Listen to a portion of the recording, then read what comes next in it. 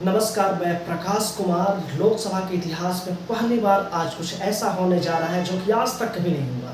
जी हां, अभी प्रधानमंत्री नरेंद्र मोदी और अमित शाह को शपथ लिए भी 15 दिन भी नहीं हुए हैं कि उनकी पहली परीक्षा सामने आ गई है। उनकी पहली परीक्षा भी ये है कि स्पीकर का चुनाव जीतना है।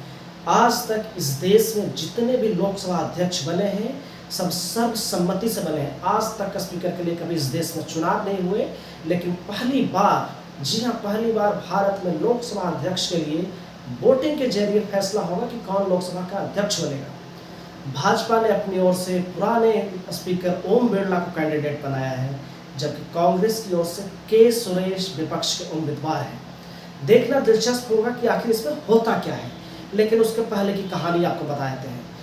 बीजेपी की ओर से राजनाथ सिंह ने कांग्रेस अध्यक्ष खड़गे जी को फोन किया, तो खड़गे जी ने कहा कि हम आपके साथ हैं, स्पीकर पे हम समर्थन दे देंगे, लेकिन डिप्टी स्पीकर हमें चाहिए। इस पे राजनाथ सिंह ने कहा हम पूछ कर बताते हैं, और उसके बाद राजनाथ जी का कॉल नहीं आया। बीजेपी के पास एक मौका था कि इसके जरिए ही वो सहमति बनाने का प्रयास कर सकती थी, लेकिन बीजेपी इसमें फेल हो गई है। प्रधानमंत्री ने एक दिन पहले ही ये कहा था कि जो लोकतंत्र है वो सहमति से चलता है, बहुमत से नहीं चलता है। प्रधानमंत्री को प्रयास करना चाहिए था और डिप्टी स्पीकर का पद विपक्ष को दे देना चाहिए था, लेकिन प्रधानमंत्री ने ऐसा नहीं किया और उसके बाद विपक्ष को अपना कैंडिडेट खड़ा करना पड़ गया। दरअसल के सुरेश 8 बार से सांसद है और इस समय इस सदन में सबसे सीनियर सांसद के सुरेश ही है। देखना होगा कि के सुरेश जीत पाते हैं या नहीं, लेकिन इसके पीछे मोदी और शाह की रणनीति क्या है। दरअसल मोदी और शाह ये जांच लेना चाहते हैं कि जो पक्ष में 293 है उसमें कुछ बढ़ोतरी हुई है या नहीं हुई है, और इसी बहाने वो इंडिया गठबंधन की ताकत को भी नापना चाहते हैं कि इंडिया गठबंधन 234 पे है या कुछ लोग उससे छिटक सकते हैं।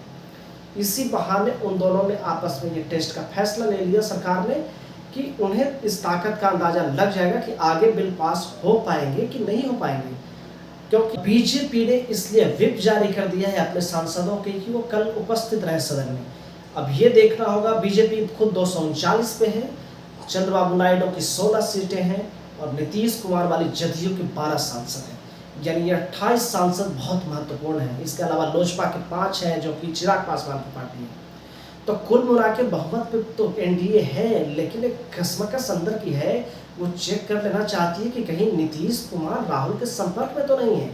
वो इसलिए भी मोदी शाह ये बहुमत ये कराना चाहते थे टेस्ट कि नीतीश कुमार, चंद्रबाबू नायडू या अन्य लोग किधर हैं, इधर हैं या इधर हैं, पानी और दूध दोनों अलग अलग हो जाए। और इसी की कड़ी में स्पीकर का टेस्ट अब होने जा रहा है, स्पीकर का चुनाव अब होने जा रहा है।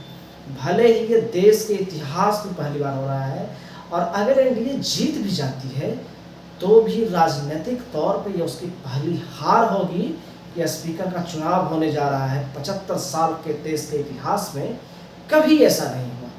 इसी बहाने उन लोगों की भी जांच हो जाएगी जो अभी न इधर है न उधर है। जैसे वाईएसआर कांग्रेस के 4 सांसद हैं, न तो एनडीए में है न इंडिया में है, देखना होगा वो किधर जाते हैं। इसके अलावा उड़ीसा में बीजू जनता दल, उसने हालांकि ऐलान कर दिया है कि वो बीजेपी के साथ नहीं जाएगी। पिछले 10 सालों से बीजू जनता दल बीजेपी के साथ खड़ी रही, और जब उड़ीसा में हार गई विधानसभा और लोकसभा सारा, तब उसने बोला है कि हम बीजेपी के साथ नहीं रहेंगे। इसके अलावा केसीआर और अन्य भी जो निर्दलीय लोग हैं उनको भी देखा जाएगा कि वो किधर कल वोट करते हैं, और इसी बहाने एक मोटा मोटा आइडिया हो जाएगा कि विपक्ष के पास टोटल कितने सांसद हैं और सरकार के पास टोटल कितने सांसद हैं।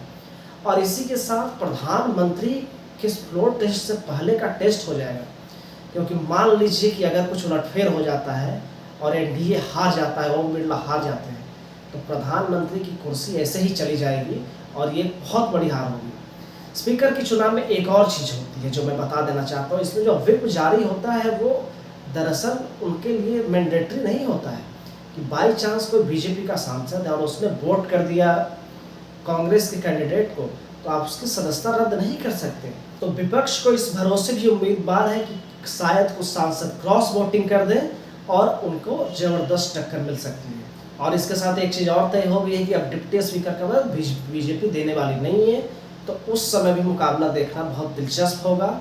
बाकी देखते हैं आज सदन में क्या होता है। 11 बजे दूध का दूध पानी का पानी हो जाएगा कि क्या ओम बिरला एक बार फिर से लोकसभा के अध्यक्ष निर्वाचित होते हैं या फिर नहीं। अब देखते हैं आज के दिन क्या होता है। हम मिलेंगे आपसे अगले वीडियो में। ये अगर आपको अच्छा लगा हो तो लाइक शेयर और सब्सक्राइब जरूर कर दीजिएगा। तब तक के लिए नमस्कार।